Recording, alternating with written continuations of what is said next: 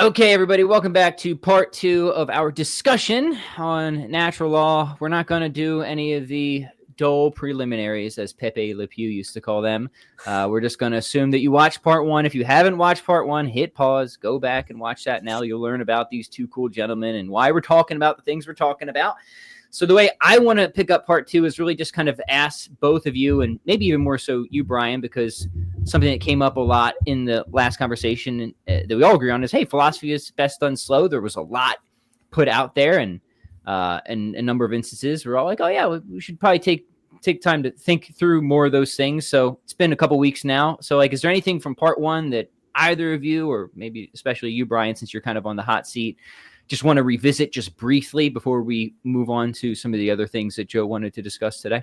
Yeah, so very briefly, Pat had sent me a link to Alex Pruse's text, which is, I don't know what the status of that is, but he's writing an ethics text. It's on his blog. And the way that he handles the egoism worry, I think, is a great solution to it. And it's a solution that, I guess, put briefly, the way that I see the solution, although Alex may want to adjust some of the details, is that what we're thinking about is not ourselves, even though the structure of ethical consideration pertains to ourselves. So motivationally, it's not about us, at least like at the level of our reasons, it's not about us. And then secondarily, our own flourishing, which we are aiming at, is more than just about us. And so even when we are aiming at our own flourishing, that involves something greater than ourselves, which could involve, as it were, deep meta-ethical altruism. And so I think both of these solutions are perfectly compatible with everything I say, and so I support that solution. But I don't know. That's interesting to hear. I wanted, because I brought up Pruse's. I haven't revisited it. I just wanted to see if you thought that how you think about these issues was in line with him. So that's interesting. Obviously, he's not here to drag into this conversation. Yeah. He hasn't even published this thing. It's just kind of a sketch on his blog at this point. But cool. All right. So is that it? Should we move on? Because I know Joe's got a lot of other things that he wants to. And we just straight up, we're not going to be able to get through all of them. I really doubt it. But Yeah. we should probably just think about what we want to prioritize. So, Joe, why don't we turn it back to you, and then maybe you can start to move us forward here. Mm-hmm. Yeah, I mean, I think we had enough back and forth on the egoism stuff in the last round. I mean, I think there are further things to say, potentially in response to the Pruse points there, but I think we should really just go on to stuff that we want to get to for today's discussion, which is sections 3 and 4. And I actually do want to try to get to the section on counterexamples, so we'll just be mindful of how much time we spend on this section 3 on the conceivability challenges. I do want to cover them because I think they're very interesting arguments. I think they're at least potentially quite forceful, and I haven't really seen them discussed in the literature, although, of course, I could have easily missed something. I obviously haven't canvassed the whole literature here. Okay. So these challenges, just as a general note before getting into the first one, are generally meant to just show one or both of the following. So first, that fulfilling or at least directing powers away from natural ends doesn't by itself seem morally significant in and of itself. And or 2, well-being or a significant part of it is independent of natural teleology. So the first sort of challenge here we could call the challenge of conceivable nasty powers. So there's one overarching objection here, but it's developed in 2 closely related cases that you can sort of see on the screen. And I'd like to sort of go through the 2 cases first, after which I'll turn it over to Brian. So I'll do a little bit of talking here, just a heads up. So the general worry underneath this conceivable nasty powers thing is that it seems entirely conceivable that we had developed or will go on to develop additional powers whose direction is under our control, but which are naturally directed towards things which we plausibly should direct them away from. And yet natural law theory seems to mistakenly imply that doing so would be immoral.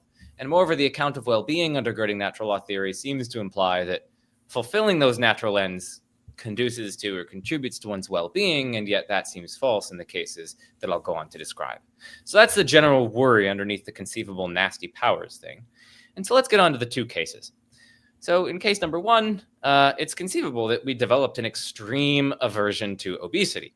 So much so that we developed, let's say, some organ, the power to use which was under our voluntary control, which is directed towards the detection, torture, and killing of obese humans. Okay, that's what it's directed towards. How might this have developed? Well, imagine that it was an extremely effective way to maximize the fitness of certain human populations, and that the torture aspect actually served an extremely strong social deterrence function. Still, I say if we developed or will go on to develop in this way, it seems we should direct our power to use this organ away from that power's natural end. I mean, like, suppose the organ, as it happens, can also be used as a really effective way to chop down vegetation, or let's say to grasp things, or to help us carry things. It seems like using the organ in those ways, as opposed to like torturing obese people, would be perfectly permissible. And yet natural law theory at least seems to deliver the opposite verdict. And then moreover, the account of well-being undergirding natural law theory seems to imply that fulfilling the natural end of this organ conduces to one's well-being, and yet I think that's mistaken. I think torturing obese people does not conduce to one's well-being, and using our organs in that sort of way to torture them would not sort of contribute to a flourishing life. And I think that shows that well-being, or at least parts of it, isn't determined by the fulfillment of one's natural ends.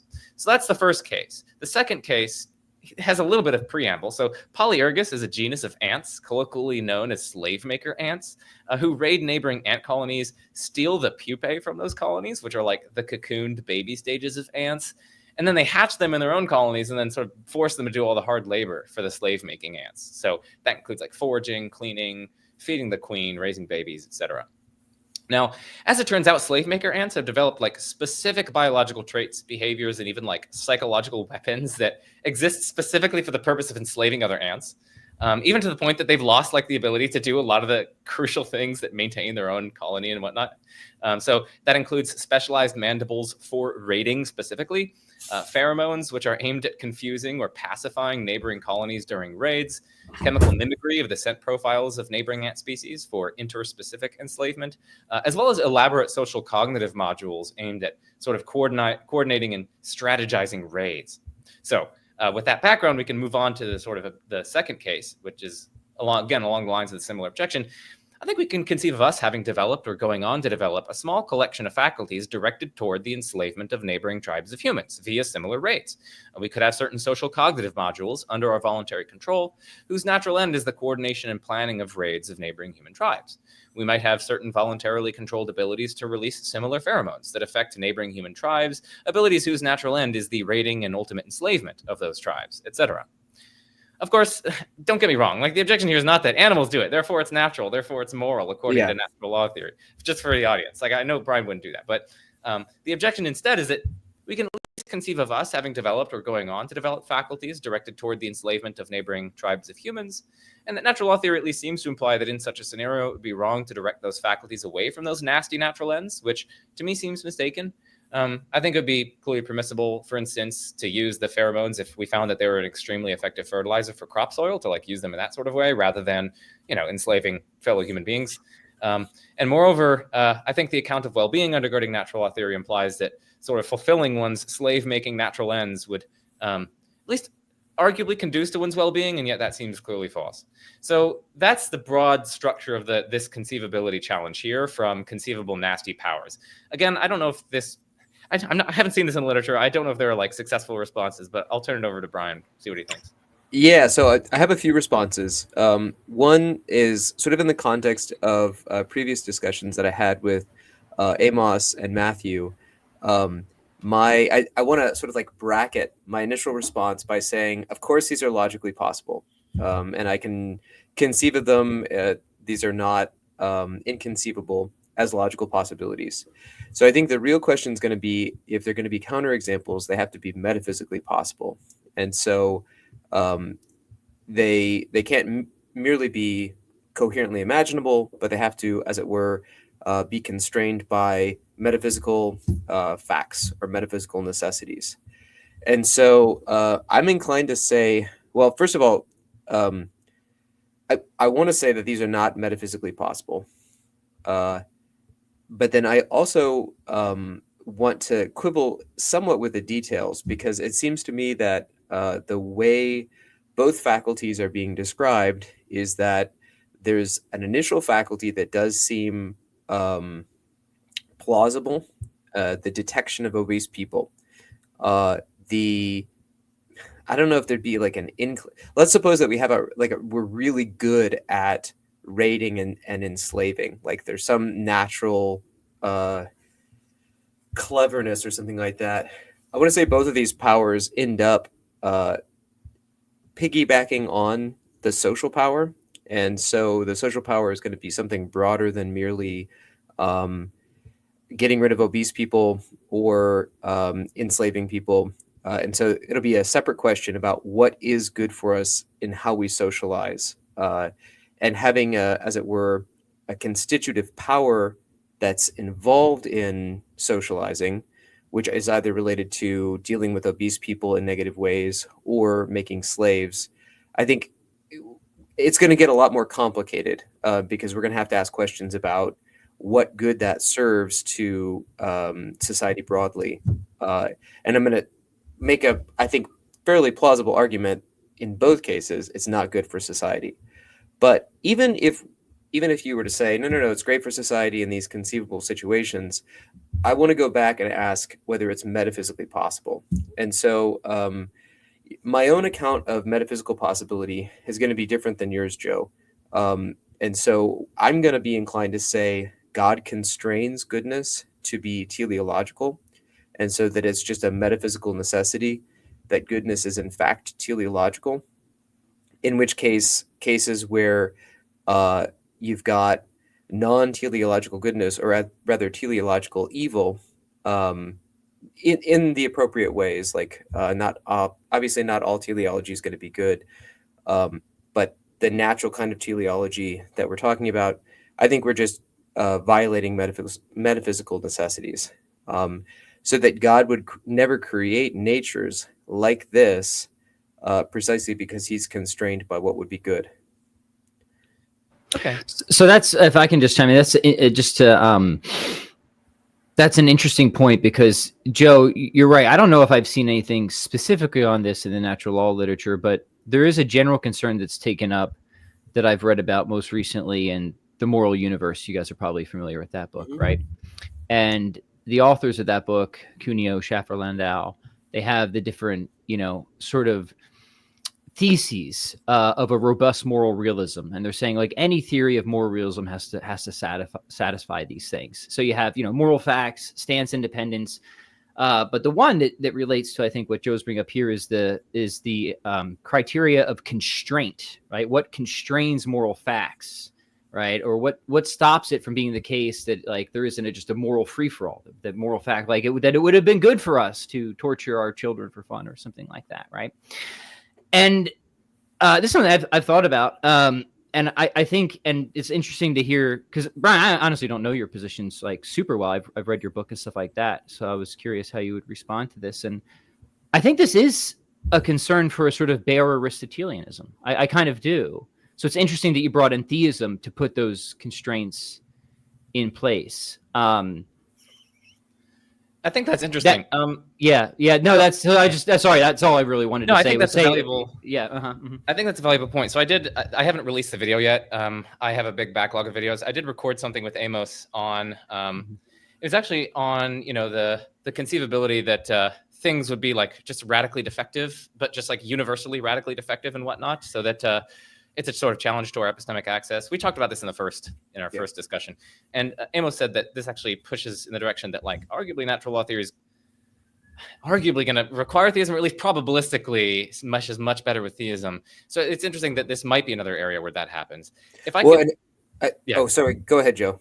Yeah, well, I am going to sort of switch gears to respond to the not metaphysically possible point.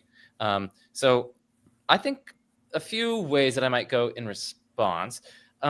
One is that I do think that still getting the right counter possible verdicts is a constraint on good theories. So there's going to be some sort of essential limitation to how tall humans can get, arguably, just like by the functioning of our various heart systems and whatnot. Like, let's suppose that it's at 9 feet tall, right? Still, I think that if a theory implied that, like, if there were a 9.1 foot tall human per impossibile, that it would then be okay to recreationally torture them, that's a very big problem for the theory, right? Even if Yeah. that's not metaphysically possible, because here's a correct counter-possible verdict. Even if there were a 9.1 foot tall human, it would not be okay to recreationally torture them. Whereas the theory in question, not natural law theory, but the theory in question that we're stipulating, violates that plausible counter-possible. And I think I want to say the same thing here. Even if it is impossible for us or other rational beings to have these sorts of conceivable nasty powers, I want to say, listen, even if there were such things, it would be wrong for them to fulfill those natural ends, and they should instead be directing the relevant powers and organs and whatnot away from their natural ends. And yet natural law theory, I think, delivers the wrong counter-possible verdict there. That's how it seems to me.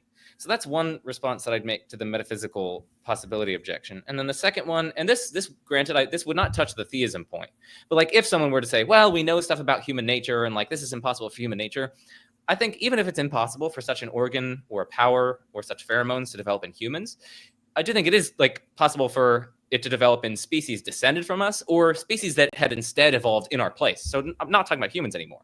But then the problem would remain because these creatures would have they'd have a rational moral nature. They'd be constrained by the moral law and whatnot. So they'd be moral agents. And natural law theory, I think, should not just be true for like human rational moral agents, but like very human-like kinds of rational moral agents as well. Now, again, theism, if you're bringing in theism, that actually would avoid this as well, because God wouldn't create those beings either. So, well, and I wanted to add, so two things I wanted to add. The first is that another easy way out here is Platonism. You don't have to be a theist. You could just be a Platonist about goodness. So these natures are fixed by, as it were, Platonic facts. So that's one way out without going the theist route. But also it's not...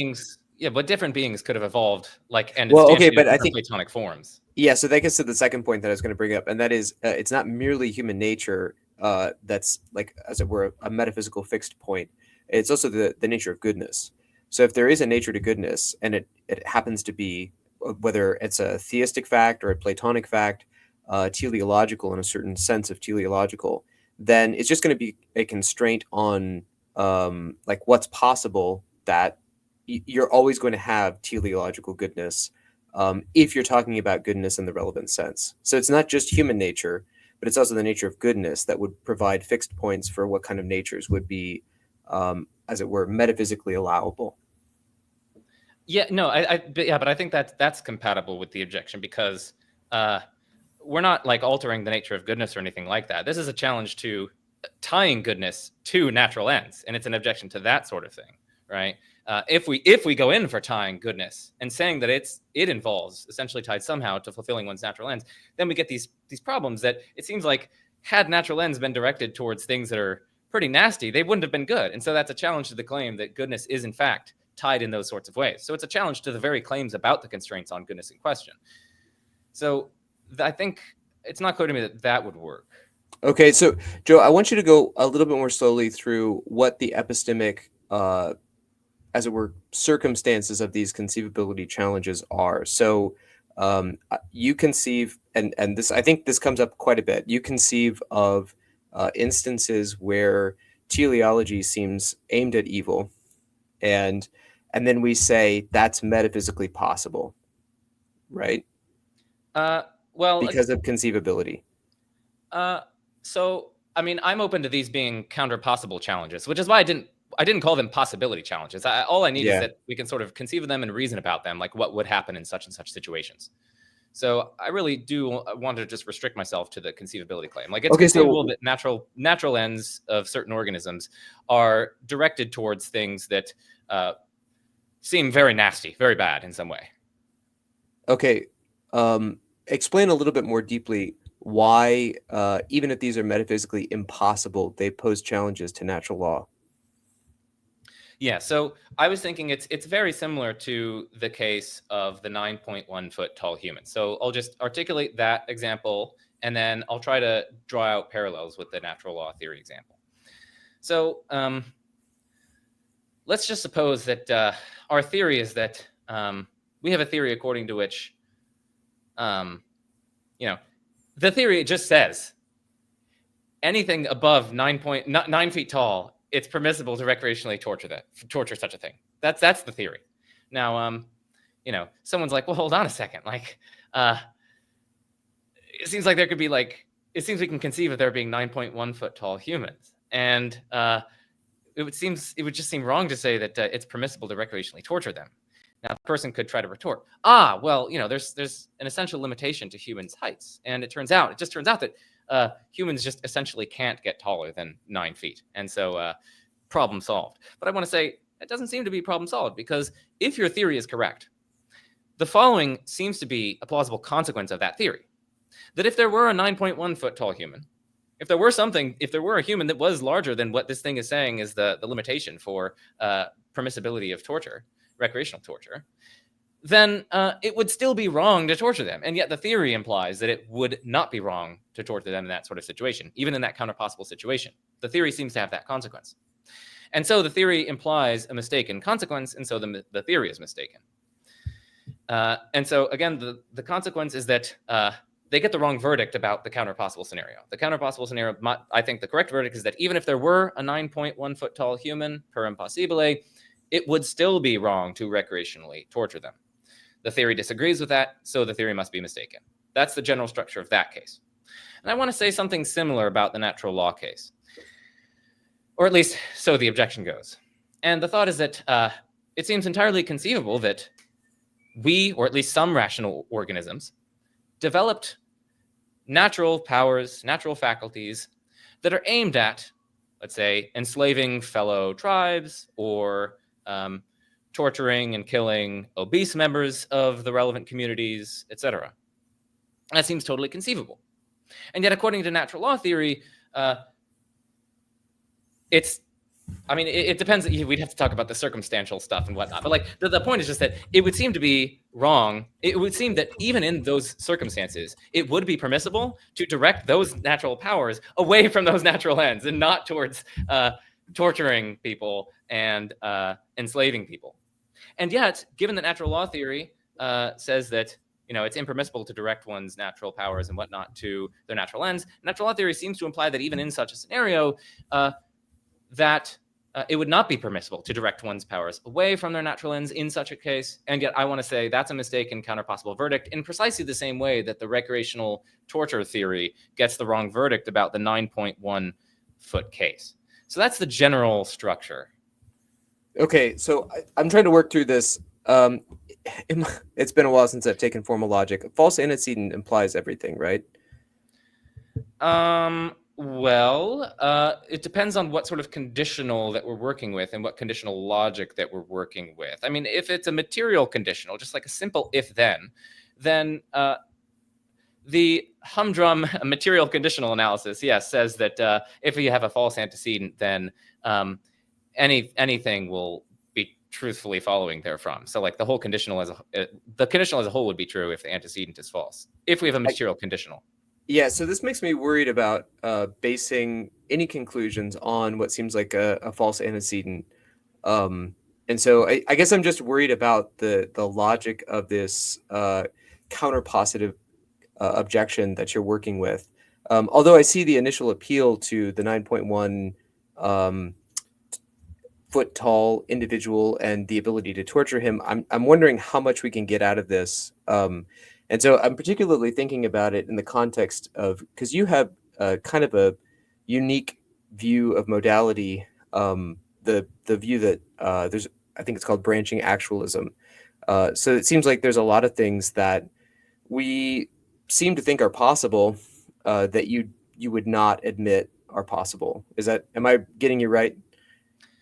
So that's one theory that I have some sympathies with.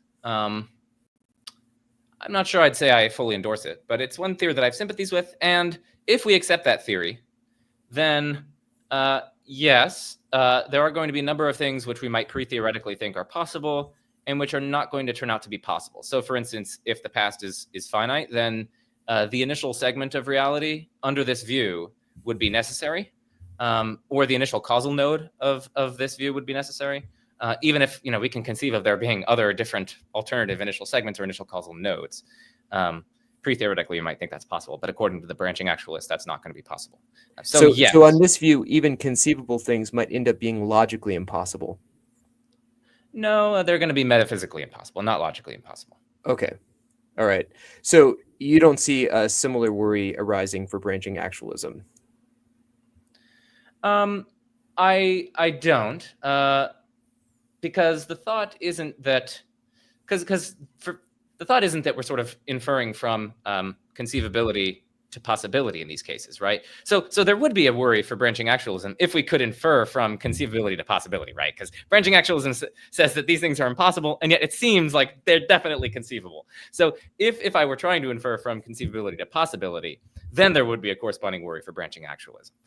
But in these cases, I'm not trying to infer from conceivability to possibility, because I'm going to leave open that maybe it is somehow impossible for organisms to develop. Well, yeah, maybe I want to leave it open that that's impossible for there to be rational organisms that develop organs which are directed in these sorts of ways. But I still want to say that there are mistaken counterpossible judgments. And I don't think branching actualism delivers any mistaken counterpossible judgments. If it did, I would take that to be a problem for branching actualism. And if someone could show that, then I'd be like, oh shit, like I should really rethink my branching actualist commitments.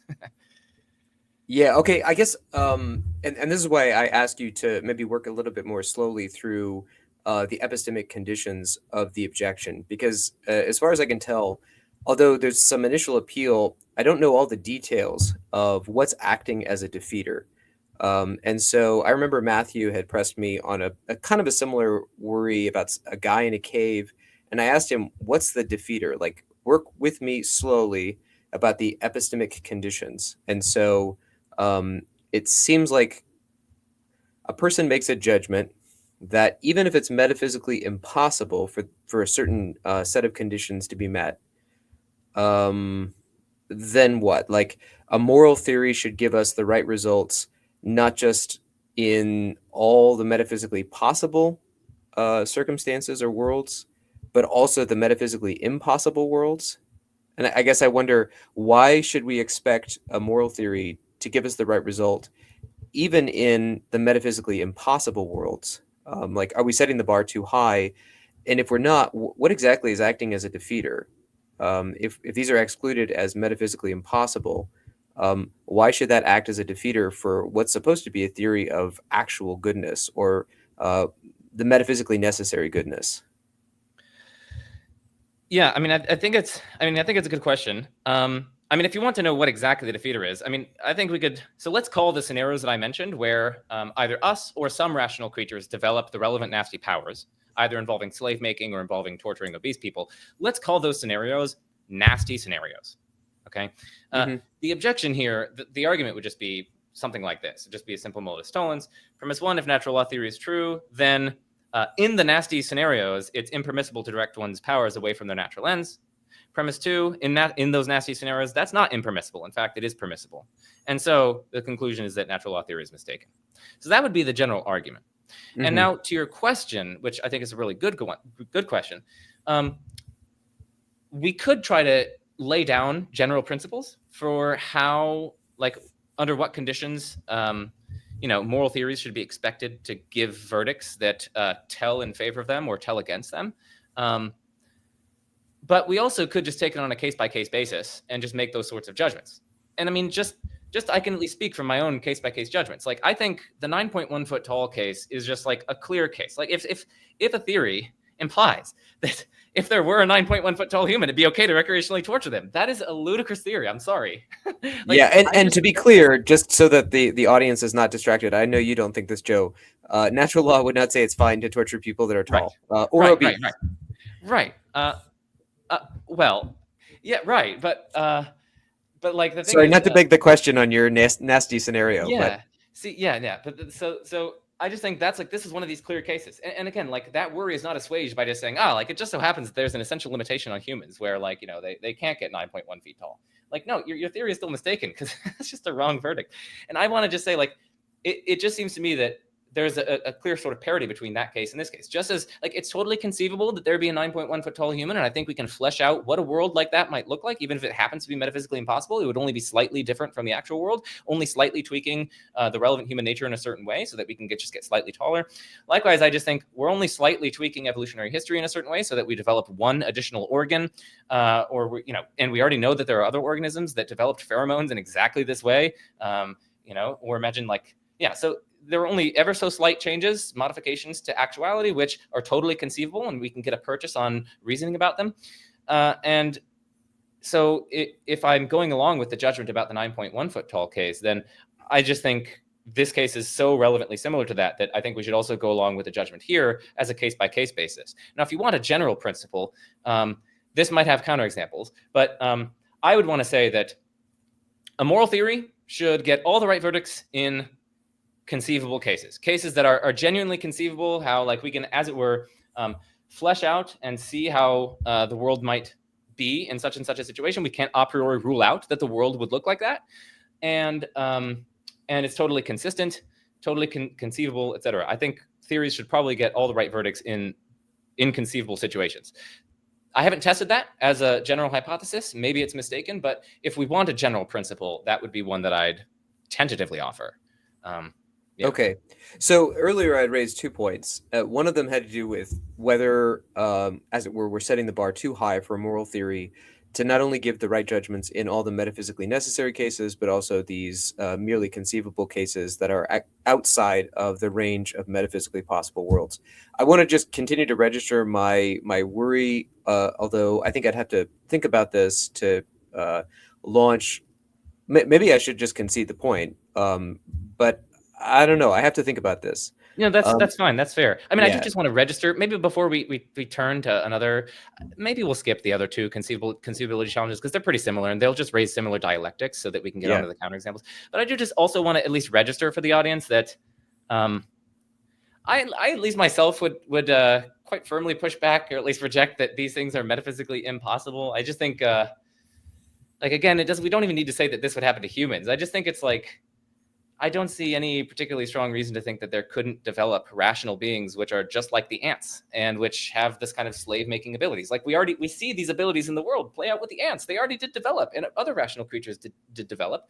It's like why couldn't, I don't know. It's like it seems very plausibly possible to me, just in terms of intuition. It just seems possible. I'll just say earlier I had said about the and I think you pressed back in the way that I'd originally put it. I think your press back was right. But earlier I said something like, well, it could also be a metaphysical fixed point to say that goodness just is teleological. And you said, okay, well, but that doesn't avoid these problems. And I think you were right about the way I was pressing it earlier. But it could be that one metaphysical necessity also is that worlds are good. And so if that's true, then, and goodness is teleological, then it's metaphysically impossible for there ever to be natures that are the way you've described, namely teleologically oriented towards evil. And so it could just be that the range of possible worlds excludes evil natures. And so, I mean, that doesn't avoid your point that a theory should give us the right result in counterpositive cases and not just the metaphysically necessary cases.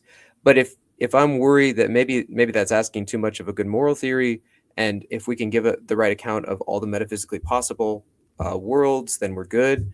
Then by itself, we could exclude these by fixing the nature of goodness and worlds. Yeah, so I think that's a fair place to just wrap up our discussion for this bit. Let's move on to the counterexamples. So we're going to skip that's just even for the sake of time, and I know we don't want to have this be like a 47 point series, but like a few months down the road, if you two think about this more and you want to hop back on, we can always do that. As always, sounds good. Yeah, let's get to the conversations evolve, right? Yeah. Sorry, as always, I have like 40 million. One job. I have 40 million documents open on my computer at any one time, so I have to find the right one. I've got it here somewhere. Okay. Well, you can find it while I just start talking. Yeah, start chatting, Joe, please. Yep. It's all good. So there are a number of potential counterexamples. All the ones in the document. Here we go. It is not the case that for every single one of the things that I put in the document that I agree that it succeeds as a counterexample. Okay, so let me say at the outset, some of these were included as test cases. That's not to say that I don't agree with any of them. I do think some of these succeed, full cards on the table. But, some of them are for testing and just probing and questioning and discussing. So let's start with lying. And let's start with maybe 4.1.2, the grotesque torture case. Oh, and for the audience, I did take like larger personal notes for this. So if people want those, they can email me and I'd be happy to share my longer notes with them. And Brian, I'll share them with you after Thanks. our chat as well. Yeah, Cool. absolutely. And same with Pat. Okay. Okay. So let's start with a grotesque torture case. And I'd like to develop maybe two very closely related problems here. So, and Brian, I know I'm just like this. While you may want to jump in, I do kindly request that I can sort of set up the case and I can explain why it's a Can I just say I was really excited when I saw grotesque torture in all caps? Like, I'm not going to interrupt you anymore. I was just like, okay, we got to hear this. This is great. That's funny. Yeah. Or it could be pretty sad. So we'll see. And finally, so again, there are two closely related problems here, and I'd like to at least I'll explain the first problem. I'll set up the case, explain why I think it's a plausible counterexample, and then the second one is very closely related. So I'll just put them both on the table, and then we can take them in order. So again, this will involve me talking a little bit for a little while. So, okay. So imagine that the only way to avoid you, your family, and in fact, billions of people, we can suppose it's all of humanity if we want, from being grotesquely tortured to death is to lie about how many cookies you ate last night. Okay, that's the basic case, but I want to flesh it out. I want to make things vivid because it actually makes sure people's intuitions are tracking the gravity of the situation at hand. So here's the grotesque torture that you, everyone you love, and all of humanity will undergo if you don't lie. And a slight heads up for those who have children listening, for those who get squeamish, and for those who have experienced sexual trauma, you may not want to listen to what I'm about to say. Okay, so this is the grotesque torture case. So first, a burning hot broom bristling with thorns will be repeatedly shoved in your anus until it bleeds and your intestines are punctured. Second, your mouth will be sewn shut and your fingers and toes will successively be torn from your hands and feet with pliers. Forks will be stuck into your eyes, left in there for hours, and then yank your eyeballs from their sockets, leaving you blind and unable to see the horrors that await you. A new mouth will then be carved into your cheeks with a knife, through which you'll be force-fed your own feces, leaked into the stomach cavity, as well as feces of dozens of other animals and humans. Throughout all this, you'll be forcibly raped dozens of times a day by different people and animals. Your head will then be slammed on the concrete floor and repeatedly stomped on. You'll then be left on the floor to starve to death over a period of days or weeks in this bloodied, battered, humiliated, confused, and violated condition. And to top things off, throughout this period of starvation, you'll be occasionally lit on fire, which is subsequently put out on each occasion before the burns kill you. But your death is ultimately caused by starvation. That's the grotesque torture. Now, all of this, again, is about to happen to you, your entire family, all of your friends, as well as all of humanity. And you, however, can avert this. And there's one way that you can do it, just by lying about how many cookies you ate last night, saying that you ate 2 instead of 3. I confess that it strikes me as just overwhelmingly plausible that it's at least permissible for you to lie in this case. But natural law theory, it seems, mistakenly implies otherwise because one is using one's communicative faculty and directing it away from its natural end of revealing the contents of one's own mind, which, according to the natural law theory that we're talking about, says is categorically impermissible. And suppose a few friends and family members and strangers actually somehow manage to survive this grotesque torture, and they sort of demand justification for why you refuse to lie to save them from the torture. And suppose you say, oh, sorry, I couldn't lie to save you guys because that would slightly set back my happiness. I mean, that just seems absurd to me. I mean, I'm starting to sound like William Lane Craig, but it's absurd, but that does seem absurd to me. And yet it's precisely the sort of explanation that the natural law theorist gives in this case. So that's the first problem. And then there's a closely related problem, which is very brief. And it's in the vicinity. This case seems to illustrate that natural law theory has a mistaken account of well-being. I think any account of well-being which delivers the verdict that I'm better off in this situation by telling the truth rather than lying is just a mistaken account of well-being. Yet natural law theory's account of well-being implies precisely this, since natural law theory, as a eudaimonistic theory, grounds its deontic verdicts in one's own flourishing, that is, in what makes oneself better off. And of course, its deontic verdict in this case is that the lying is impermissible. So I think this is a serious challenge. It's a kind of two-part worry. One is just the counterexample worry. And then the second one is, even setting aside the counterexample worry, there is the worry about the wrong account of well-being. So I'll turn it over to Brian, see what he thinks about this. Yeah, so that is grotesque torture, full caps. Okay, I'm going to start with the second problem first because I had made some notes on the one of the objectives you had in section 3, which was well-being is independent of irreducible natural teleology. And so now, since it's coming up in the grotesque torture case, I think it'd be useful to say something in defense of natural law's account of well-being. So if you look at this, the SEP entry on well-being, there's basically three dominant accounts. The first is a hedonist account, the second is a desire theory account, and the third is an objective list theory account.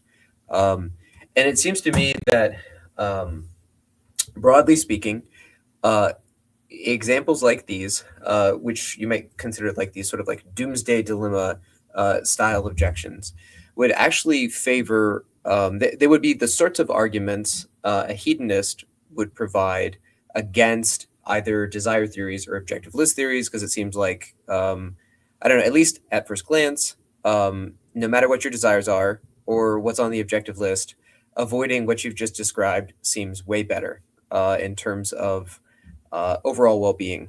And so that seems to take the pain, the overwhelming pain, psychological, physical, as being the dominant, as it were, backstop to human flourishing. And now, if I'm right about that, no, maybe it's possible I could see like a objective list theory saying, no, here's an objective thing, not being in excruciating pain, or a desire theory saying, hey, we all are just built with these desires, and they have, as it were, a foundational status more important than any other desires. That said, I would see this favoring a hedonist account pretty directly. The problem with that is that hedonism also seems, in, you might say, the range of real cases, to be deeply implausible as a theory of well-being. In fact, probably among the three, the least plausible when you consider, as it were, the range of ordinary cases that human life presents itself with. And so one nice thing about natural law is, I think one of the reasons why people have gone to objective lists is that it doesn't seem like everything can be explained in terms of pleasure, at least for human well-being. And so you might say everything to do with goodness or badness is explainable via pleasure if you're a utilitarian. That said, at least in terms of human well-being, people have gone towards objective list theories because it just doesn't seem like that's true, that there are things that are involved in human flourishing that are independent of pleasure or pain. So if you've got those intuitions, it seems like an objective list theory is superior to either a hedonist or a desire theory account. And as far as I can tell, that is a movement in the literature. Maybe it'll move back. That said, one downside to objective list theories that I can see is that they have no underlying explanation. They are, as it were, a laundry list of things humans want, or things humans objectively flourish with. This is one of the weaknesses I see in the new natural law theory, is it's an objective list of goods. And I want to have explanations. I feel like philosophers are right to ask for plausible, coherent, systematic, and broad-scoped explanations. And I'd say, hey, the objective list theory is pretty good, and natural law could explain that. What makes these things present on the list is that they are either the objects of natural appetites, or they're involved in their exercise, or the things necessary for them. So that's a broad, it doesn't answer anything to do with the grotesque torture case, but it's just to say that, look, I think that our best account of human flourishing can't focus narrowly on extreme cases that never happen. And that if we, just like hard cases make bad laws, extreme cases like these make for bad philosophy. I think there's going to be something. Now, I think maybe the best theory should have something to say about grotesque torture cases. It should explain why that would be really bad. And I can explain what makes grotesque torture really, really bad. But that's not what you're asking. You're asking what makes it worse in terms of our flourishing, as well as the morality, to undergo, worse to lie about something banal than to undergo such extreme torture. All right, so I think that might help explain some moves that I want to make. One move I want to make, and I feel like the audience might just like groan at this, but I think it's a legitimate claim to make is earlier when I said it may be that as a metaphysical fact, only good worlds are permitted, and it may be also, for a similar reason, that situations like this are metaphysically impossible. That we can conceive of them, just like we can conceive of natures that are inclined to evil, but our conceivability doesn't show us metaphysical possibility. And if so, such horrendous torture from doing something good may be impossible. Now, that's not to say some kind of torture is not possible, because we see it actually happen, right? Christian martyrs were asked to sacrifice incense to one of the idols, and when they declined, they were, let's say for St. Lawrence, roasted alive on a gridiron, or their breasts were cut off and burned alive. So certainly these things do happen. Grotesque torture, maybe with just a capital G and a capital T, maybe not all caps. Grotesque torture does occur when people, as it were, do the right thing. But I guess if we're going to limit the cases to what I consider to be closer to actuality, and likewise recognizably metaphysically possible, I think that the question changes, and the intuition in terms of welfare and permissibility changes similarly. And so again, I do think the restricting a moral account to an account of goodness within the metaphysically possible worlds is the ideal, and I'm not convinced we need to make an account of moral goodness that extends to the metaphysically impossible. Okay, so in the grotesque torture case, I'd want to bite the bullet. If that were a metaphysically possible world, it is better to tell the truth than to lie and avoid such extreme torture.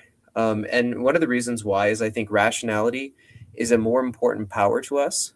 If there's an objective list, then there's a ranking of the list. And I can explain why. Some powers are more important than others for our happiness, because some powers have a larger range of goods than others. And so our happiness will prioritize those powers with a bigger range of goods. And one of the powers that we have is reason, which we would be, as it were, violating or distorting in directing one of our powers against its natural end. And so even though it's a very small way in which we've done something wrong, I do think we're doing something wrong. And that when you know you've done something wrong, it eats at you in a different way than any physical torture could. Now, not everyone's going to have that intuition. That's my intuition. Maybe I'm all alone there, and I'm okay being all alone. If we restrict it to the more the closer to actuality cases, which I'd be more willing to say are metaphysically possible, I'm not convinced that people do have the intuition that avoiding grotesque torture, just capital G, capital T, not all caps, by doing something bad is permissible. In fact, I think it's a trope of heroism for people to look at these cases of, say, Christian martyrs, that they are inspired by these examples, and they think this is something to be emulated, that this is a courage that all of us should have. And I don't think this is merely a Christian intuition. I think if you look at any epic literature, extreme self-sacrifice for the sake of doing the right thing is a cross-cultural constant. And so if it's the right thing to not lie, then I would say I can tap into that same intuition. Now, of course, that's only going to force the question, is it the right thing to tell the truth in all cases? And I'd say, well, the only way to answer that is not to just think of counterexamples where someone's going to be harmed, but to think about the broad range of cases. And I don't think that there's an easy way to explain when it's okay to lie to avoid something, except for broadly consequentialist views, which could get the lying to avoid torture right, but get everything else wrong. All right, so I've talked for a while. You can push back a bit, and then maybe I'll say more. Yeah, I think, all that's really interesting. I think there's a lot of things to say. So for the welfare point, or like the challenge to the well-being account. So it doesn't seem right to me that this sort of objection pushes in the direction of hedonism. I'm an objective list theorist, and I think There are a number of things that are just objectively make a life go better, and we can explain some of them in terms of others, but I think they're going to be a small collection of basic ones. Maybe something like knowledge, virtue, maybe like a narrative arc to one's life, and pleasure and pain or something like that, or pain, of course not, but like appropriate pleasure or something like that.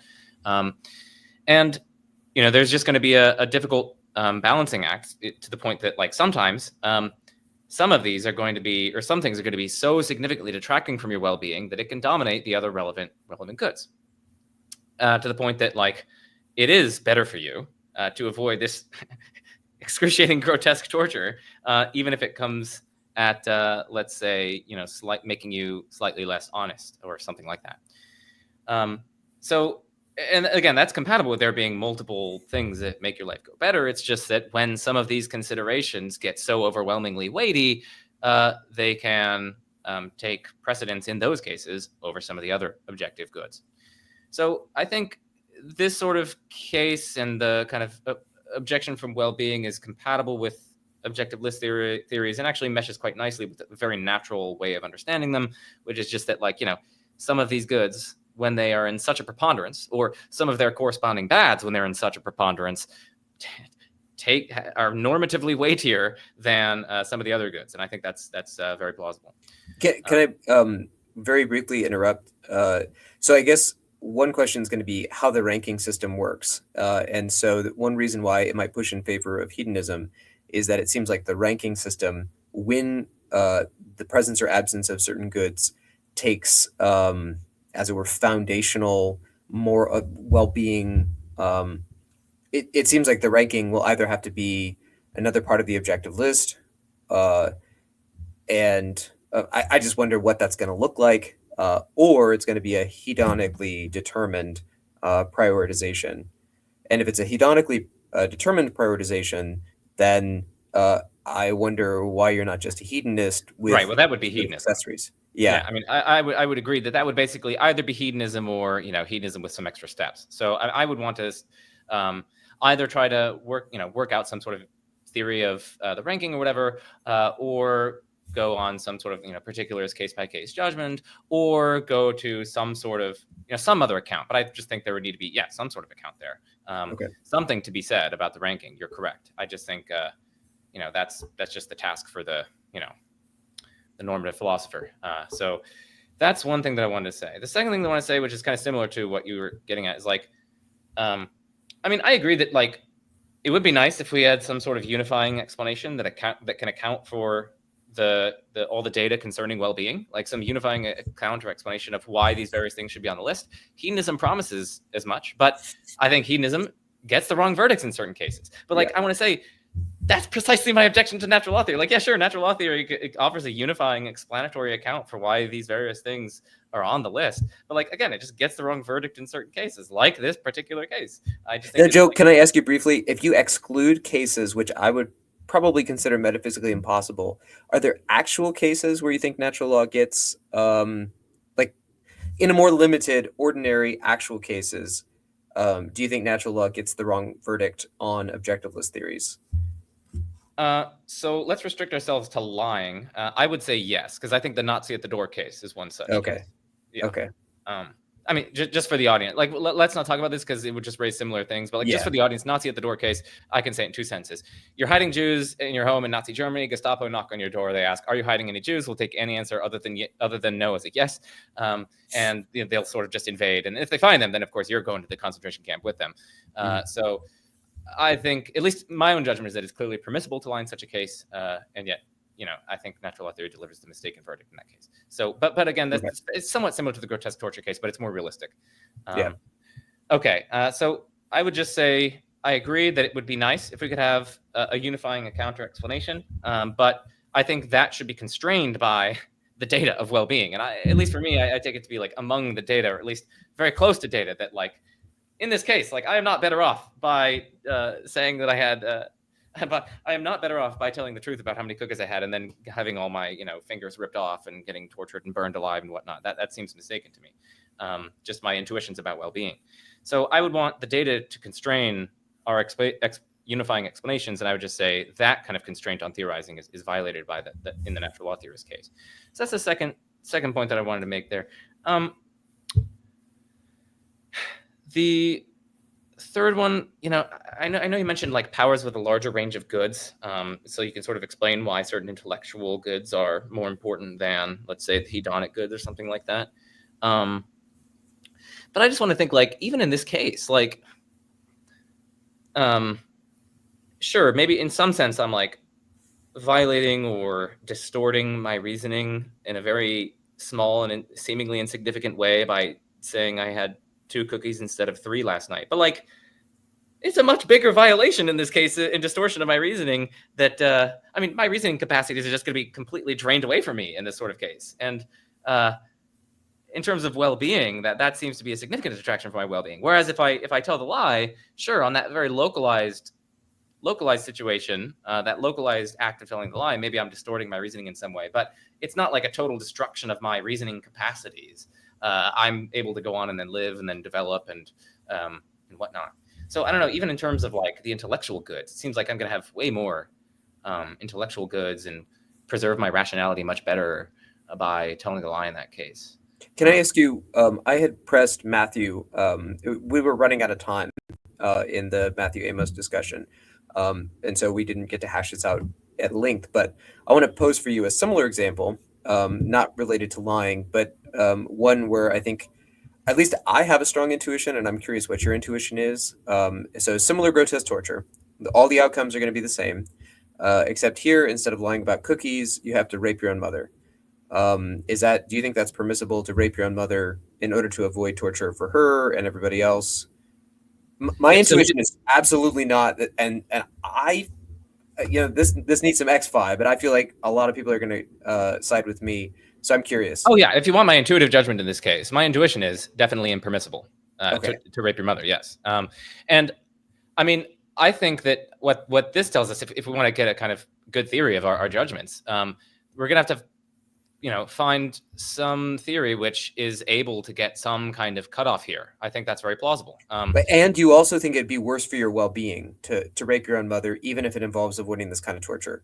Oh, no, I think it'd probably be, if it's just, I think, given the description of the torture, I think, I think raping my mother is an extraordinary detraction from my well-being, like monumental detraction from my well-being. It significantly sets back my well-being.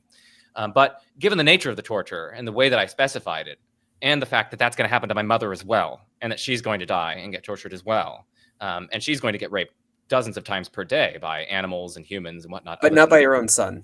Right, correct. But given that she's going to get raped dozens of times a day by multiple people over a span of months or years, and given that that's also going to happen to me, and that we're both going to have, our fingers ripped off and whatnot, I think my own judgment in this case is like, oh yeah, I mean, in terms of my well-being, I'm better off by raping my mother, in terms of like that prudential judgment.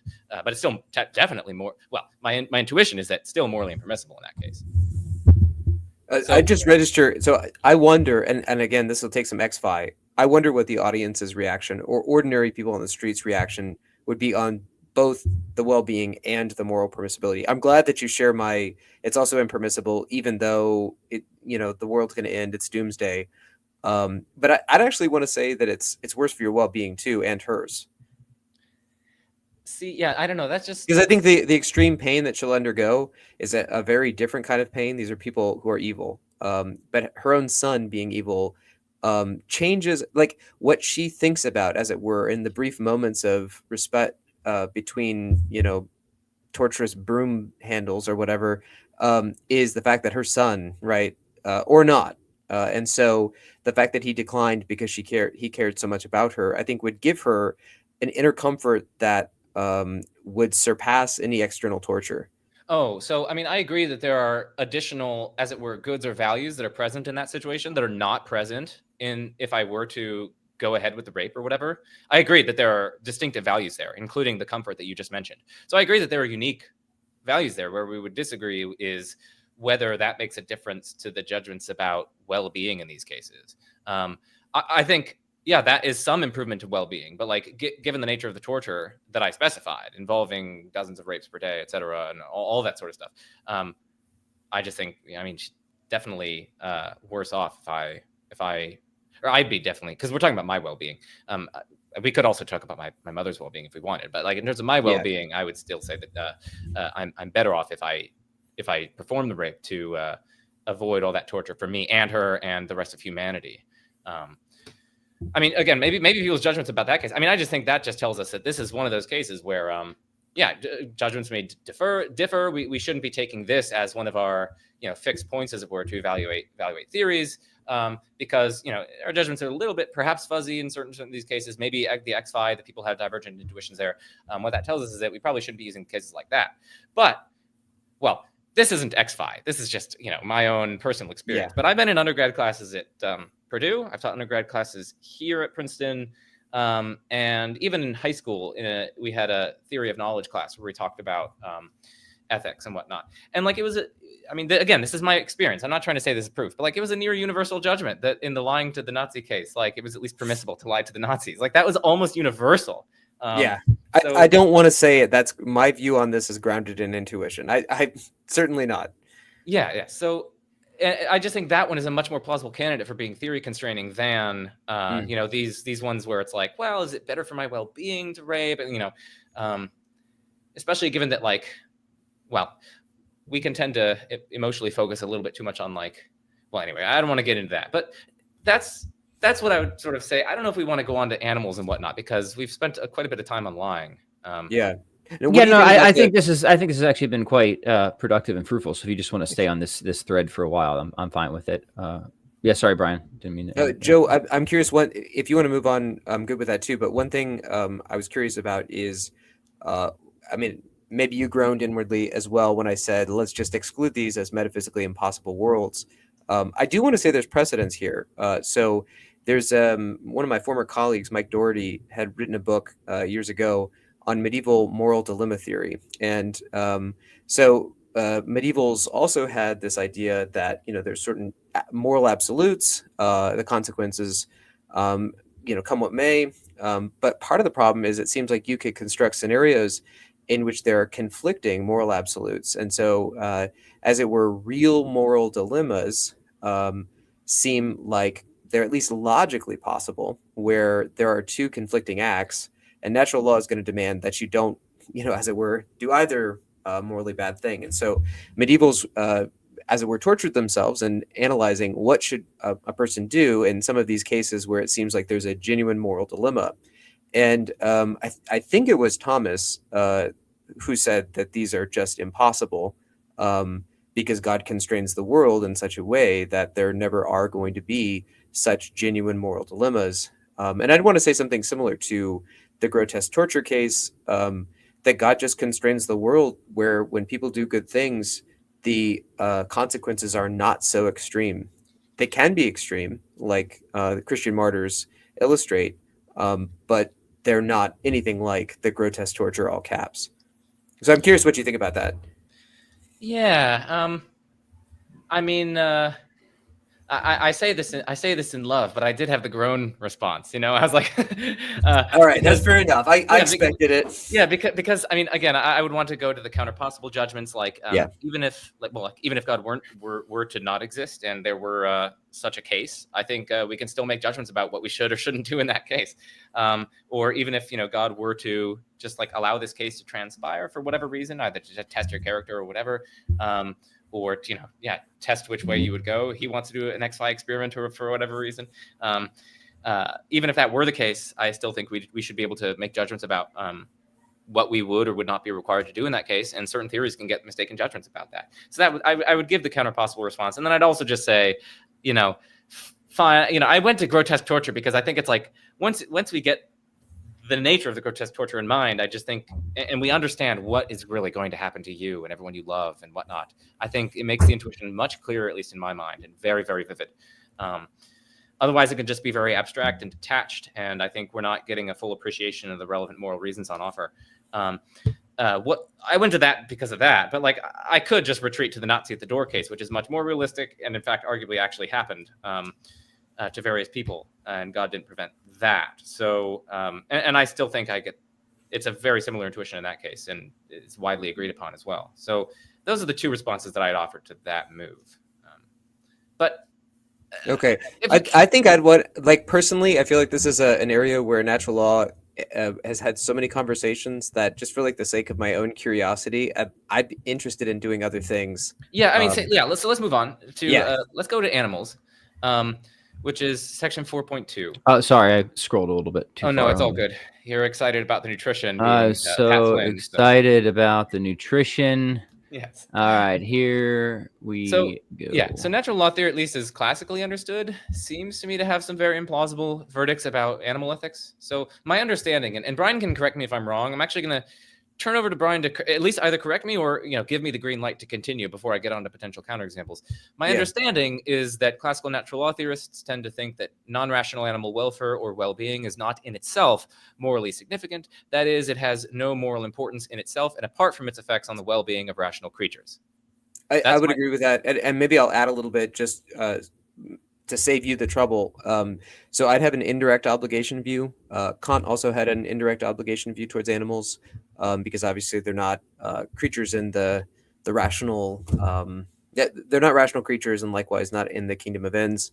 But at any rate, what I think is that we have indirect obligations towards animals, which are centrally about cultivating in ourselves pro tanto dispositions to be appropriately compassionate towards suffering and well-being. And since we're supposed to be, we're morally obliged to be compassionate towards the animal side of human nature, a callous indifference towards animals without rational nature harms our dispositional effectivity towards humans.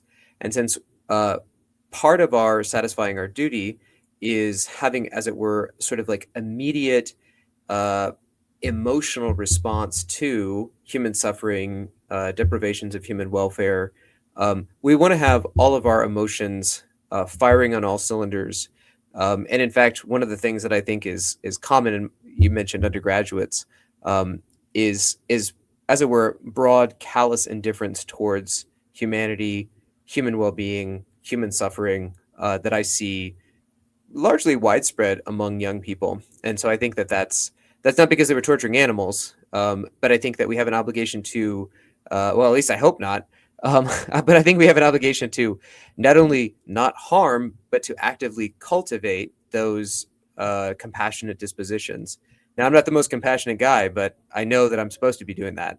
So how we interact with animals will dull our compassionate inclinations, among others. I think there's other things besides compassion, but that's one of the central ones.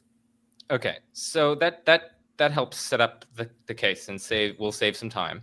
So thank you. I think that's helpful. So I'll just focus on the first two cases here, 4.2.1 and 4.2.2. Because transparency for you guys and for the audience, I actually do think this is probably the least plausible aspect to my mind of classical natural law theory. So actually, I think this is more powerful than any of the gum stuff, than any of the nutrition stuff, even than the egoism objection. I mean, I do think that that's a really good, powerful objection, but and the lying as well. I think actually the animal ethics stuff is the most powerful in my mind.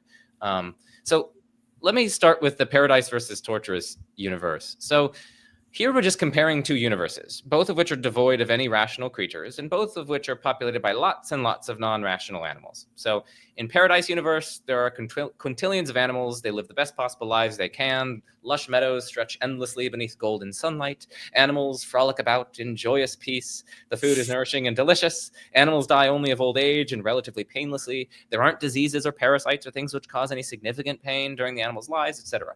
In short, it's a very blissful, kind of fulfilling existence for all the animals. Contrast this with torturous universe. In my notes, this is in all caps, by the way. So in this universe, quintillions of animals live the worst possible lives they can. Each of them is brutalized in unimaginable ways and experiences excruciating agony for essentially every waking moment of their existence. They all live in naturally constructed torture chambers where they're first set on fire amidst their guttural screams to induce third-degree burns, such that these fires are put out just before the animals lose consciousness. They're then left to starve and writhe in pure agony for months on end, occasionally getting injected with negligible nutrients to keep them alive and conscious, which maximizes the amount of agony that they experience. During this deprivation, billions of them have their toes, their fingers, and their noses sawed off. Many others are skinned alive, which will now be removing only partially healed third-degree burns. Their teeth are all plucked from their mouths one by one, each accompanied with agonizing squeals. Things like this happen throughout the entirety of each of the quintillions of animals' lives in this universe, and this goes on for quintillions upon quintillions upon quintillions of years. So here's my very radical claim. Paradise Universe is obviously morally better than Torturous Universe, but I see no way to explain this verdict without admitting that animal welfare matters morally, independently of its effects on the welfare of rational creatures. So I think that's a very plausible kind of counterexample. Joe, you're scaring me a little with this ability to think through all the minutia of torture. But that aside, okay, so I definitely agree with you on what I consider to be 95% of the intuition, that paradise is a better world than a torturous universe. But I don't see why it has to be a morally better world to capture the intuition. So could you explain what makes it a morally better world? Because Well, there's no agents clearly of destruction, right? Like, Oh, what are the it's agents? clearly a of- bad world. So I say it's Yeah, a bad world. Now, what are the kinds of badness involved? There's no I mean, I don't think there's any epistemic badness involved. So I mean, there aren't any epistemic agents here. Yeah. Is it? It's not. I mean, it's not aesthetically bad. I mean, or we could imagine that aesthetically it's the same. Maybe in one of them there are some beautiful stars in an arrangement which offsets the aesthetic badness of the creature suffering. So they can be aesthetically exactly the same. So it's not aesthetically worse, the torturous universe. I do think it's aesthetically worse. Well, I can just add a bunch of pretty stars, as many stars as you want, to offset the aesthetic badness of the suffering. I don't know that would do it, but well, it's going to be finitely aesthetically bad. I don't think aesthetics. I don't think it's aggregate. Well, also imagine that their squeals harmonize together to make a beautiful symphony, and imagine that That could be one aesthetic nice thing, but that's not gonna. No, there's the stars. We got the stars in the sky. We got the their beautiful plants and whatnot. Their squeals harmonize to make a beautiful song. We can, but anyway, I just think it's clearly that aesthetics is not going to be accounting for our judgment here. So in terms of my self-interest, so it's not like prudentially. I mean, I don't even exist in these worlds, so prudential badness doesn't come into it. I mean, gustatorially bad. I'm running out of normative categories apart from morality. Well, most people think that there is such a thing as natural evil. Yeah, like that's morally bad. It's a bad thing. Well, you don't have to collapse. So does natural evil, in your view, have to be, as it were, subsumed by moral evils? So listen, when I say in the problem of evil literature, moral evil means, evil that's committed by the free actions of agents, right? Yeah. That's definitely not happening here. Right. So that's why I don't want to say it's a morally better or worse world.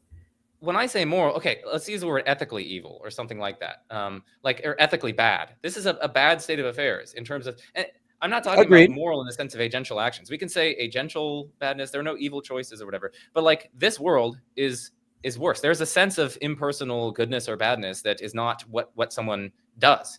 Like it's just an impersonally bad state of affairs in terms of like morality or ethics. Like the world would be ethically better.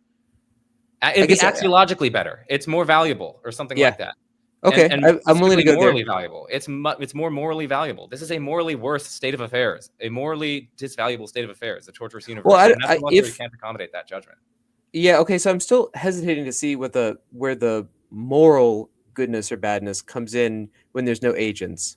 But like I could explain the intuition as it were implicitly agentive in this way. Agents presented with these cases may, as it were, smuggle in the idea that if I were to actualize one world or the other, I certainly would actualize paradise over a torturous universe, and that's agentive. And so maybe that part of the intuition being smuggled in makes it, as it were, the paradise that's morally better because it is what the morally right agent would actualize. But I don't think that the world itself has, the way you've described it, although I'm still unclear about who the agents are, it doesn't sound like there's like demons in the torture universe. No, there are no demons. So how do the teeth get pulled out? Or like how do the fires get put? listen, like we can, come up like the trees or something. They move their limbs. Okay, in a all way. right. Like we can Yeah. specify it somehow. So I just think there's like a clearly intelligible sense of moral value or disvalue that can attach to states of affairs or worlds or things like that, which is not, the result of agential actions. Like suppose that a human being just comes into existence in a world. There are no other beings, but this human being just comes into existence in a state of pure torturous agony, and that lasts for 10 minutes, and then the human being just ceases to exist. I think that's a very morally disvaluable world. It's a very sad, tragic world. Something very morally bad has happened in that world, ethically bad, ethically disvaluable.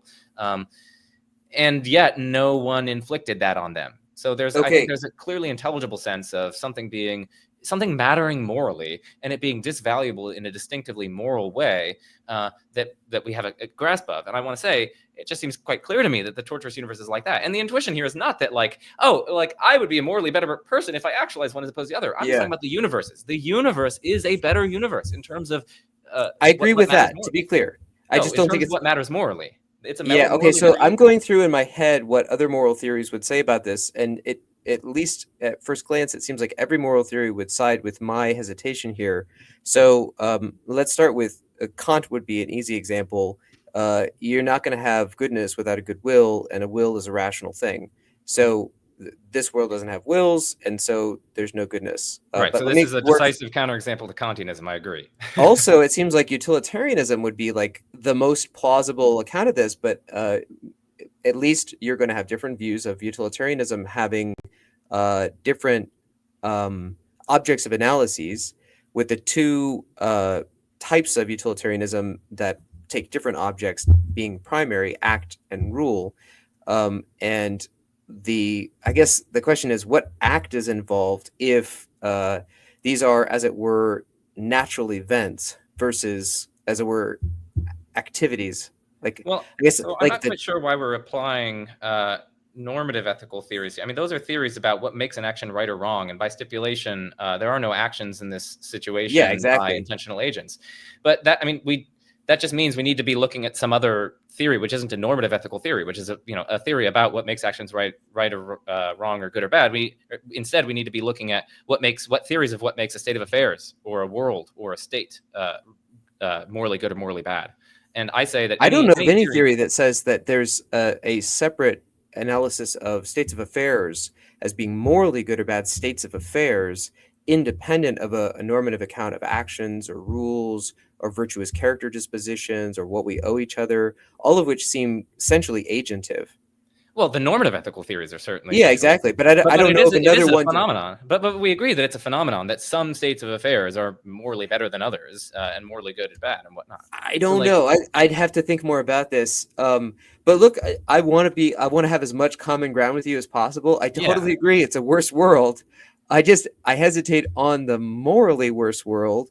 And I don't think we need morally worse world to capture the intuition that, of course, this is a bad world, the torture universe. What is the moral part built in that just being bad, naturally bad, it doesn't already capture? So I mean, what is meant by, what do you mean by naturally bad? I mean, I can go through the normative categories that I can think of on the top of my head. Like, there's prudential normativity, there's like epistemic normativity, there's moral normativity, there's aesthetic normativity, and I'm starting to run out. So like natural evil, just like in the problem of evil literature, it seems like natural evil is a distinct kind of evil, and what you're describing are natural evils, natural badness. And if that's not going to be subsumed, that's a distinctively moral category. That's like actually, that's like moral disvalue. That's exactly what they're talking about. Like something mattering morally in a way that it's a very negative way that it matters morally. Okay, so sorry, slow down. You're saying that that at least on your view, natural evils are instances of moral evil. Not as used in the philosophy of religion literature. Moral evil, as used in the philosophy of religion literature, just means bad actions that are committed by people. But there are also. So what's your understanding of a natural evil then? A bad state of affairs. Okay, but so not like like that. Naturally bad. Yeah, but not some other, like, not aesthetically bad. We're not talking about aesthetics. We're talking about a distinctively moral kind of badness. I feel like we're not disagreeing. Okay, let's. So for purposes of time, let's move on to the. Yeah, I was gonna say I only have a few more minutes left, so I don't know if we want to try and like wrap this one up. Let's get to the next case. Let's just skip that one. Okay. So imagine. And Joe, just before we get too much, I want to have an overall ranking, even if we don't talk all about the arguments. Well, I want we'll S tier, A tier. Okay, we'll get through this one. So imagine a certain kind of car comes to the market which only runs on animal biofuel. And while dead cats have so far been used for it, it turns out that the vapors and various other chemicals released during live burning makes the biofuel slightly more efficient, say 1/millionth of an additional mile per cat burned. Suppose that the biofuel cars with dead cats are just as efficient as electric cars and gasoline-fueled cars, and again, burning live cats makes the cars trivially more efficient. The question is, would it be morally permissible to burn cats alive for energy in such a situation? I think the answer is plainly obvious. Like burning cats alive for fuel in this scenario is manifestly impermissible. But I don't think, and here is where I'll respond to Brian's stuff about brutalization and whatnot. I don't think natural law theory can adequately explain this verdict. The explanation that Brian offers for the impermissibility of doing such a thing would be that it dulls our sensitivity, it brutalizes us, etc. I have 3 replies to that. So first, I think it's just trivial to modify the case so that the person burning cats alive isn't brutalized by it. Maybe he's a Cartesian and he thinks animals don't suffer. In fact, they aren't even conscious. And so given his psychological constitution, the act just doesn't desensitize or brutalize him in the slightest. Maybe the oracle revealed to him, just a essentially truth-telling oracle, that whatever he does to cats won't brutalize him. Maybe scientists have discovered that a large portion of the population aren't brutalized by this given their neurochemistry. Or maybe someone slipped a pill into him, which he, totally unbeknownst to him, which selectively makes him lack compassion to animals, but nevertheless still totally preserves his compassion to humans. And so dismembering them or lighting them on fire has no brutalizing or dulling effects on him. I think it'd still be in these situations be totally and clearly impermissible for him to do that. And so I don't think the brutalizing explanation succeeds. The second response to that is I just think it's clearly the wrong explanation for the impermissibility of burning cats alive for biofuel. The explanation should cite the interests or the welfare or the well-being of the cat, not the effects on the cat's torturer. We want to say poor cat in this sort of situation, not poor torturer. And then the third point that I want to say in response to this is that our current socializing practices involve extending empathetic responses to animals, which is why mistreating them tends to dull our sensitivity and brutalize us, etc. And this is partly why we aren't brutalized when we treat plants similarly. So, for example, when we chop down trees or dismember plants. But suppose a Cartesian proposed a new costless system of socialization wherein we simply ignore the interests of animals and no longer extend empathy to them, and we kind of cultivate our characters and whatnot in such a way that we're no longer brutalized by any animal mistreatment, any more than we'd be brutalized by plant mistreatment. I think the natural law theorist doesn't have a way of explaining why implementing such a plan would be wrong, given the stipulation that such a plan actually would successfully isolate the brutalizing effect so that it doesn't actually affect how we treat humans and whatnot. And moreover, supposing that we did successfully implement such a plan, I think it's just the wrong verdict that it would then be okay to torture cats alive for fuel or to burn cats alive for fuel in such a scenario. So I'd have 3 responses to that dulling sensitivity point. Okay, so I'll try to be quick because we've got 5 minutes. This will probably not satisfy you, but it would be where I'd start for an extended conversation on this. First of all, I do think that that natural law will give the response that you suggested, namely that it would be wrong because it would be the cost to our sensitivity would be higher than the gains in anything practically useful.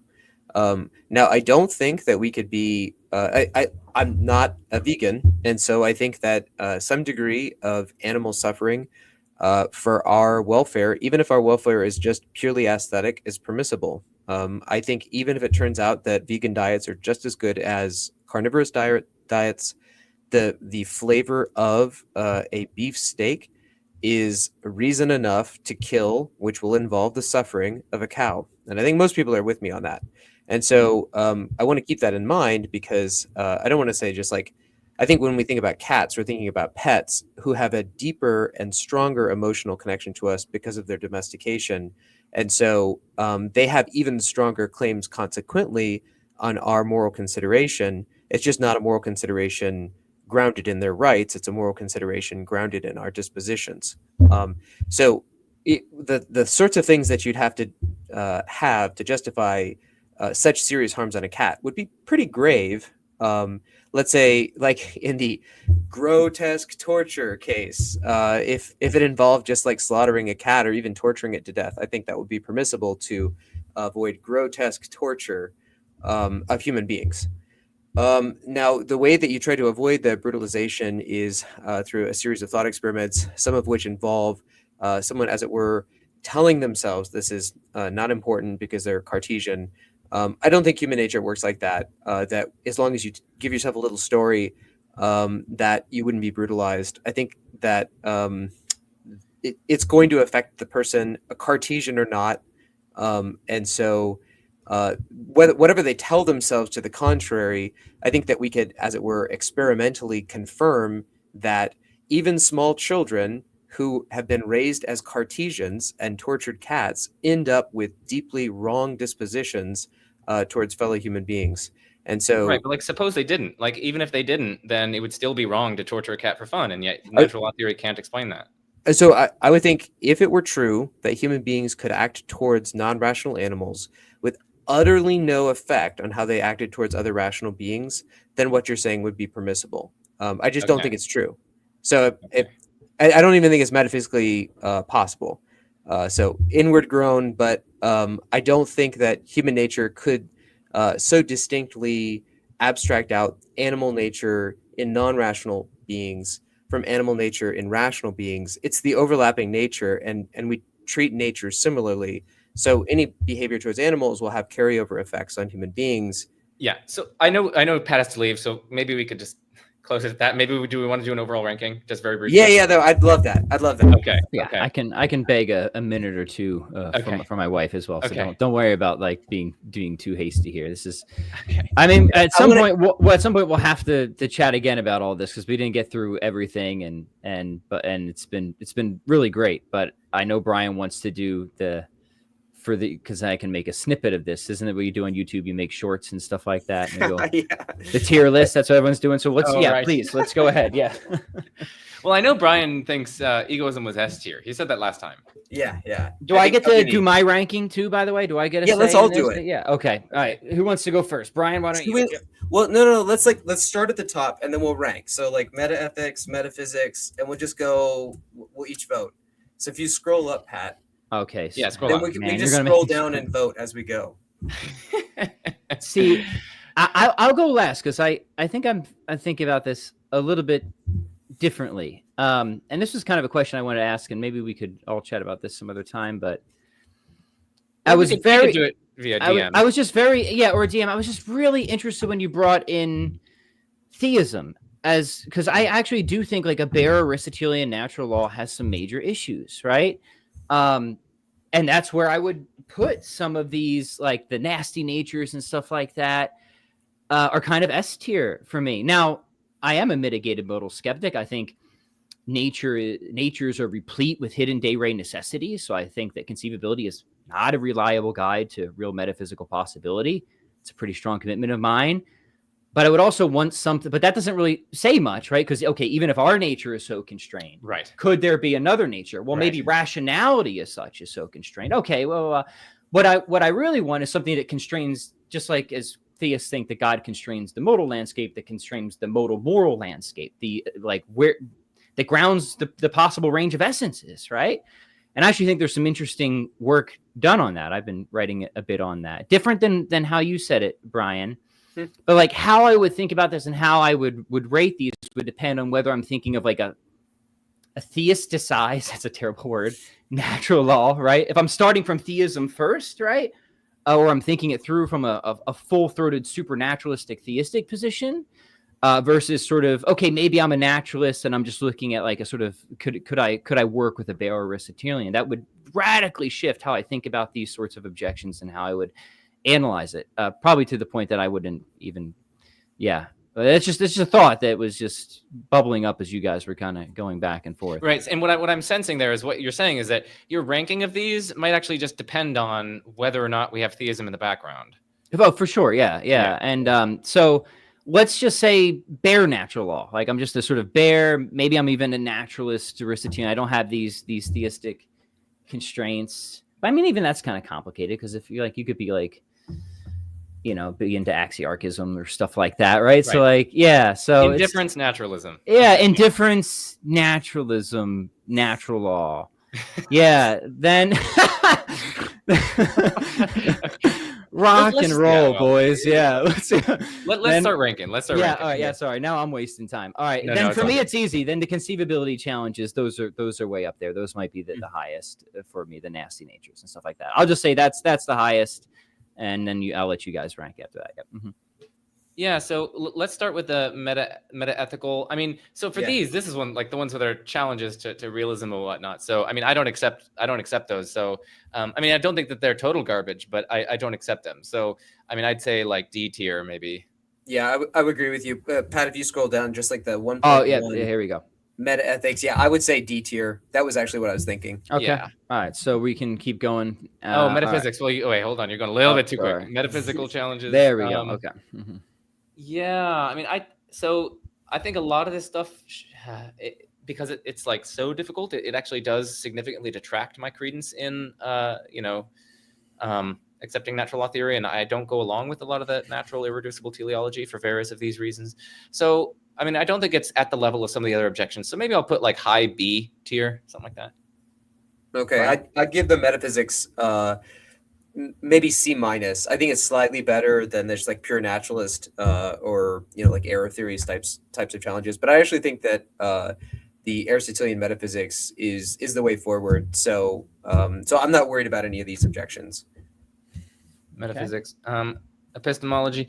Oh, so I actually do think that, so in terms of like the challenge to the general epistemic access, I think that's quite low. But in terms of our epistemic access to particular claims about natural teloi, I think that's actually quite a serious worry. And I don't think that there are really good stories here. And it seemed like Brian agreed that there was at least significant work to do in this respect. So I don't know. I think this is pretty strong. I mean, maybe either B plus or A minus for me for epistemic challenges. Yeah, I'm actually with you on for the same worries. I feel like I mean, I don't know if it's going to be me or somebody else, but I do feel like necessary and sufficient conditions for understanding the telos of particular faculties or powers is an important part. So I'd say B tier for epistemology, the practical stuff. And the normative ethical stuff. So these are like in terms of arguments for alternative normative ethical views. Yeah, I mean, it's just going to depend on the argument. So I feel bad giving a general ranking here, but I'm just going to go, because some of these arguments are going to be bad and some of the theories are going to be bad, others are going to be good, and some of the arguments are going to be good. I'm going to just average them out, and I'm just going to give C. Yeah, I'm with you totally. C. Fair. Egoism. So I don't think it's actually as strong as like the various different counterexamples. So I'm actually going to go with like A plus, not quite S. Okay. Yeah, I'd say S. And I think in the last video I explained why.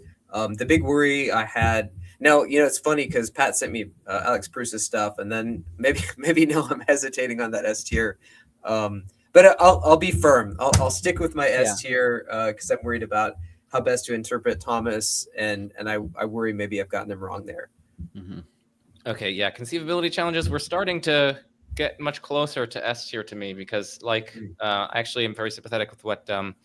Well, I also actually don't think the theistic moves work as we were trying to explore in our discussion here. But so conceivability challenges are actually pretty close to S tier for me. I mean, maybe they don't quite get there. I'm actually much more moved by counterexamples, so I'm going to go with A plus again. Brian?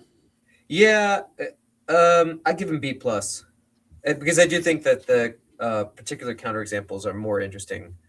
Right, and then so in terms of potential counterexamples, I mean, just if we're just going off of like the general argument from counterexamples, I give that S. Now, if we want to talk about particular counterexample, I mean, we didn't get through so many of them. So, and I actually specifically put the two among the most powerful in my mind at the top, the lying and the animals. So, so in terms like the general argument from counterexamples, I give S tier.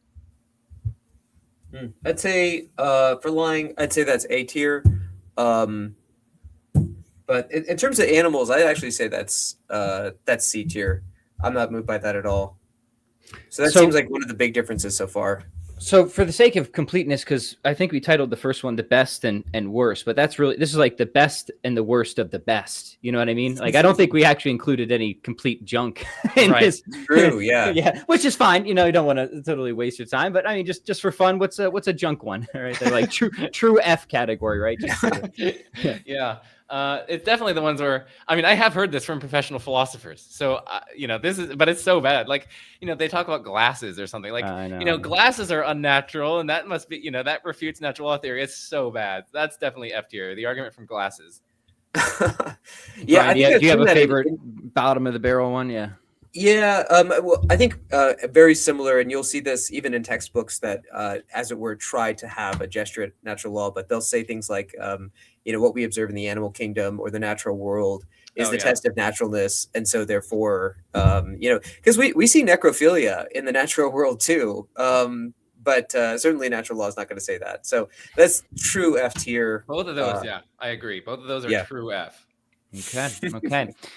Joe, thank you so much for taking the time to put together such a thorough examination of Brian. And Brian, thank you so much for taking time to be so thoroughly examined on your positions on It's on my natural pleasure. law. Joe, I also appreciate it. Thank you. Yeah, I appreciate your time, and I enjoyed these discussions. So thank you so much, Brian. Yeah, well, let's make sure we get some plugs. Brian, where can people keep up with you? And then Joe, you make sure you mention the stuff you're doing in your channel, all that too. Yep. Oh yeah, so they can just I guess look at my website, and I've got a book coming out later this year, Sex in Theory, which tries to show natural law is the best account of sex, even though it seems so prudish. And then a couple of books out next year on moral common sense as well as politics. Cool, Joe. Yeah, I mean, people can check out my channel, Majesty of Reason. I'll probably at some point just like make a video, just like natural law theory and analysis, and I'll just like go through my notes. But it'll cover a lot of the things that Brian and I covered, and it may seem repetitive for you guys or people who've watched both these videos, but oh well. I think it'll be fun. And I'm also, I already recorded this. I actually recorded it before our first discussion with Amos, so we covered some of the same ground, and people can be on the lookout for that discussion with Amos. We actually also covered new natural law theory in that, and brought up some interesting objections, some of which I actually do think Brian may agree with. But yeah, probably. Yeah, I'm not a fan of that theory. Yeah, so people can stay on the lookout for that, and as always, got lots of different papers and whatnot under the works on metaphysics, a little meta ethics, some philosophy of religion, very exciting stuff. But that will all come out in future videos. Awesome, thank you both guys, and if you enjoyed the conversation, do all the things that YouTube likes: subscribe, like, comment, see you. Share, yeah, share. There we go.